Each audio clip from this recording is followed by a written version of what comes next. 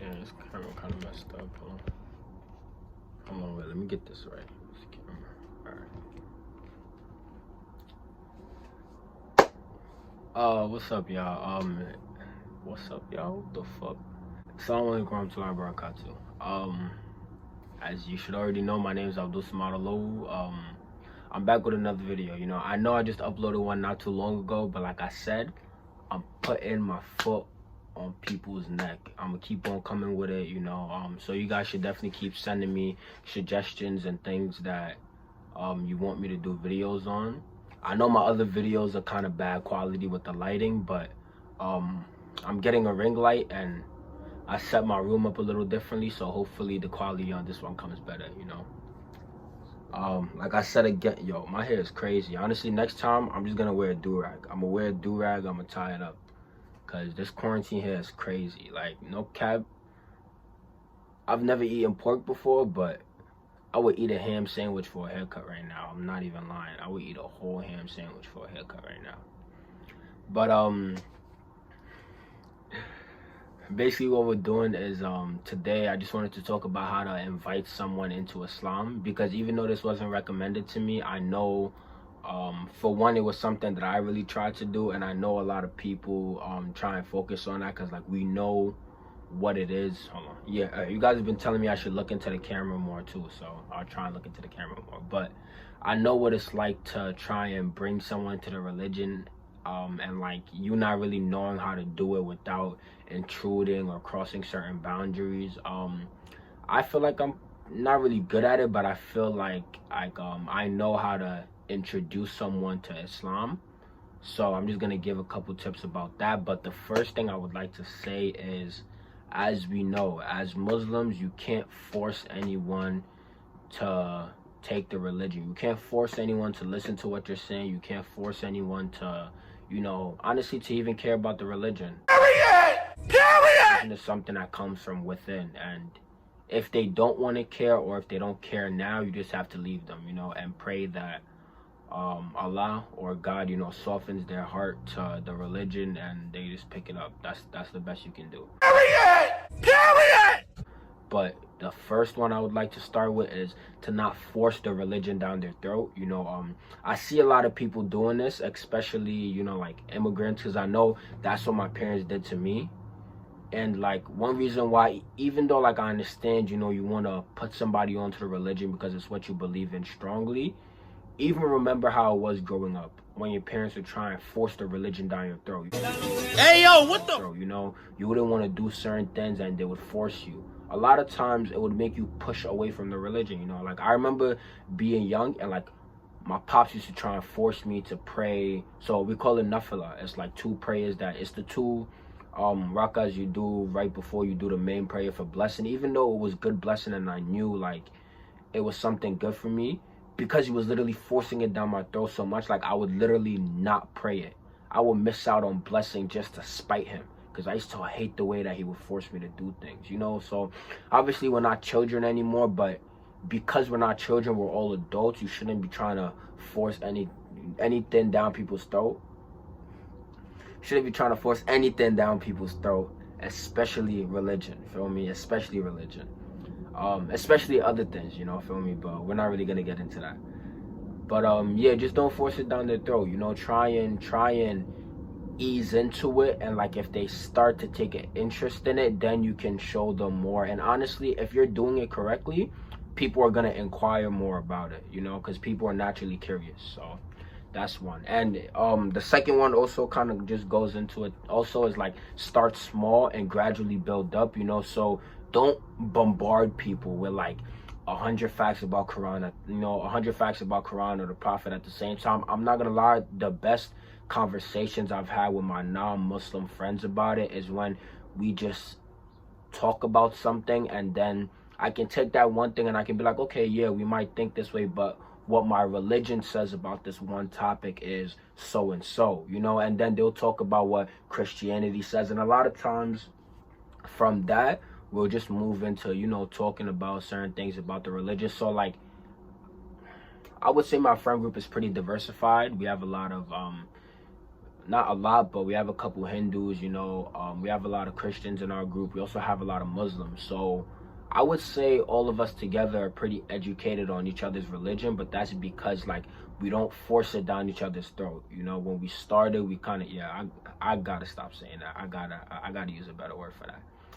But when we would talk about it, it would just be small discussions, and like for example, we were talking about like the Day of Judgment not too long ago, and like what happens after, and we were just talking about like the signs. We weren't even talking about them converting or anything. We were just talking about the signs and comparing it with what it says in the Bible. And even just with that, you get blessing, and something like that is how you slowly put someone onto the religion, because if they are curious or they want to know more about it, they'll go do their own homework. Another one that I would like to talk about, even though this one seems kind of misleading, I guess, it's just something that I've learned throughout the times. It's just kind of to tell them the good about the religion, and I don't want to necessarily say the bad, but don't tell them about things that like would discourage them, and that's not, people might think like, oh, you're supposed to give them the full spectrum, but if we're being honest, you can't give someone the full spectrum of everything.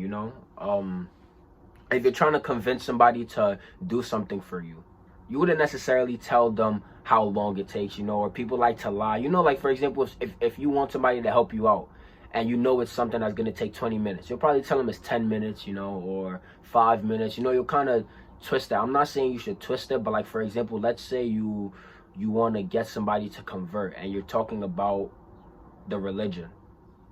You shouldn't bring up hell, you shouldn't bring up Jahannam and talk about, oh yeah, if you don't do this, you're gonna go to hell and just gonna stand there and watch me burn. You're gonna have to drink hot boiling water, and Allah's gonna make you real big and your skin is gonna burn. All of those things are true, but that's kind of a lot for somebody that just started. So kind of talk about like softer things. Like for example, we just talk about like, oh, we pray 5 times a day, and these are 5 main things we have to do. We give zakats, we go to Hajj, we pray Ramadan. Talk about certain things that like people can understand why we do what we do, but don't really talk about the punishment, because a lot of people like to almost scare people with the punishment of like what happens if you're not a good Muslim. And I honestly hate that, because if we're being honest and we look inwards, a lot of us aren't good Muslims. Nah, so I was making this video, and do you know what I actually thought about? I don't know if they do this anywhere else, but I know in New York, right, they have certain pastors and like certain people on the train, right? And like if you swipe your Metro card, they're always there, and like they be wilding. Like they have their Bible there, and they're like, this is the word of God. If you don't listen, you're all gonna go to hellfire. And like when people don't listen to them, they be like, you don't want to hear the word of God? When you die, you're gonna burn, and you'll know then you'll know. And it's like, yo, that's beastie. Nobody's gonna listen to you like that. That's OD. So that's low-key what I meant, feel me? I just thought I should add that in there, because I always hate seeing that when I be on the train. And nobody's a perfect Muslim. We can always be better than what we can be. So don't really bring up like punishment or what's gonna happen in the hellfire. Those are like big things you should stay away from.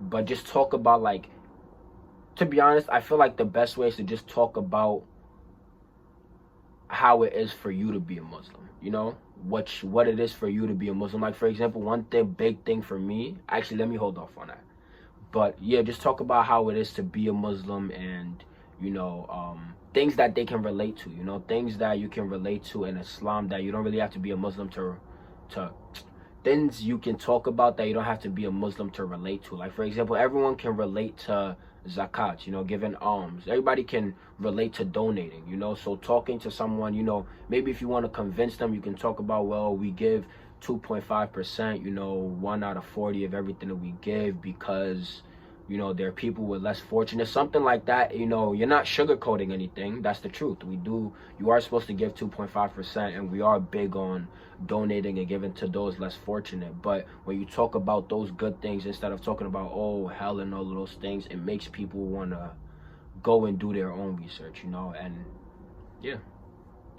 So this is actually what I was going to talk about Wait, let me give us some time. This is what I was actually going to talk about in the last one, which is like focusing on the lifestyle more than the belief aspect. And the reason why I say that is because even though belief is the biggest part of our religion, and first and foremost you have to believe in God, it takes a lot. And if we're being honest with ourselves, it takes a lot to really believe in God, you know, especially if you're coming from somebody that doesn't even believe in God at all. You know, Christians and Jews are a little different because we all believe in the same God. It's just, you know, trying to show them the other things that are different. But if someone doesn't believe in God at all, you shouldn't really bring up belief. From what I know about most converts, most people convert because they like the lifestyle that Islam brings them. Like, for example, all of these rappers, a lot of them don't really, and I'm gonna be careful when I say this because I don't know them too personally, but what it seems like to me is that, like, for example, you get a lot of Muslim converts. You know, Lil Durk was talking about how he's Muslim now. NBA Youngboy was talking about it. Kevin Gates is an avid Muslim. Dave East is an avid Muslim, you know, and there's a big trend of people turning to Islam, not because of the belief at first, at least, but because of the lifestyle. They see, like, you know, a lot of people are going around and they're now realizing how bad it is for you to eat pork, you know.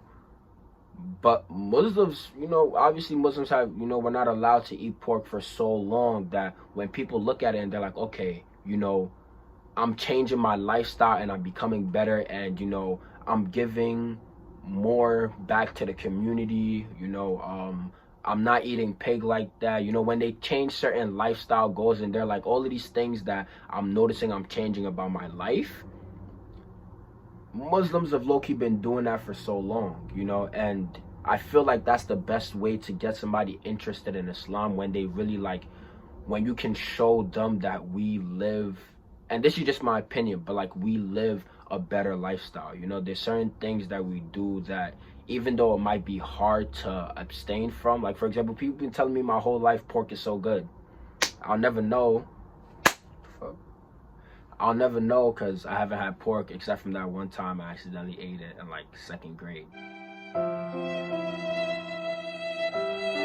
But other than that, I don't know, and I don't miss it, you know. But yeah, just like talking about the lifestyle and how to live your life as a Muslim and how you live your life as a Muslim, rather than, oh, believing in God and all that stuff. Because if we're being honest, most of us were like 11, 12 years old, and we would just do things for our religion, but we didn't really care about that connection with God. That connection with God, I feel like, comes with certain things that you just go through in life. So when you go through certain things, like, you realize, okay, you know, this is who God is, you know.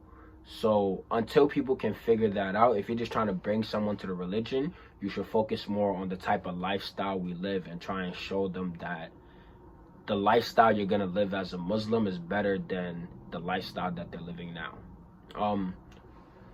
Yeah. Last and final one, and I actually think is the most important one, is to lead by example. You know, people talk all day, people talk all the time. Even if you know, you go to YouTube, you see people talk about their life all the time. How many people do you really sit down and pay attention to what they're doing? Actions speak louder than words, and that's always gonna, yeah, let me look into this camera. Actions speak louder than words, and that's always gonna stay true. Your actions and what you do, how you show people, when you show people how you move, it's always gonna resonate with them more than whatever you tell them. So if people know you're a Muslim and you're going around preaching, oh, you know, I'm a Muslim, pray 5 times a day, believe in God, all of that stuff, and you're not doing Muslim things, yeah, you might reach some people, but you'll reach way more people if you talk about your religion sometimes, but people see you putting it in action. You know, you talk about being Muslim a little bit, people know you're Muslim, but you're not bragging about it. But every time they see you, you know, you treat people with respect, you know, they see you always giving donations, you know, they see you always being courteous, having respect, all of these things that Islam teaches you. When they see it, and then, like, you know, they might not know it's about the religion, but if they ask you, or they're like, oh, I like how you do certain things, and then you tell them, well, my religion teaches me to do this,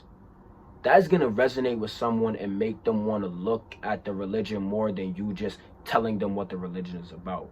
So this goes for everything in life. You know, it's a very common saying, but actions always speak louder than words, and you have to lead by example. If you do lead by example, it's definitely going to resonate with people, and people are going to think better about the religion. And that's another thing. Even if you don't turn anybody Muslim, people will think better about the religion if you put into practice what you're reading in the Quran. You know, even if somebody decides to stay Christian, right? Even if every single Muslim in this world stops trying to convert people and they just follow a Muslim lifestyle the best that they can, people are going to take notice, you know? Because if you know 20 Muslims and 15 of them are great people, they're giving donations, they treat everybody with respect, people like them, they're good human beings in general, and even though they don't speak about their religion that much, you tell them like, oh, the reason why I am the way I am is because of my religion, odds are people are going to check out your religion. And even if they don't, they're going to know like, yo, this religion is teaching you something right. And that's also going to help take away the stigma from, you know, our religion and how people think we're just a violent religion and jihad, when in reality we all know that Islam is a religion of peace. You know, it teaches you to have respect for one another, and I honestly do believe that if you follow the instructions of the Quran, you'll do well in life. Yeah, so that's pretty much it for this video. Like I said before, like, comment, subscribe, share this. My last video did pretty good, way better than I thought it would, so I do appreciate those views. I am answering DMs, you know. Some people have been hitting me up, a couple people, like 2 or 3. I do appreciate you guys watching my videos, really, and I do appreciate the support, you know. So like, comment, subscribe. Hopefully I'm gonna release more stuff soon, so we'll see y'all later.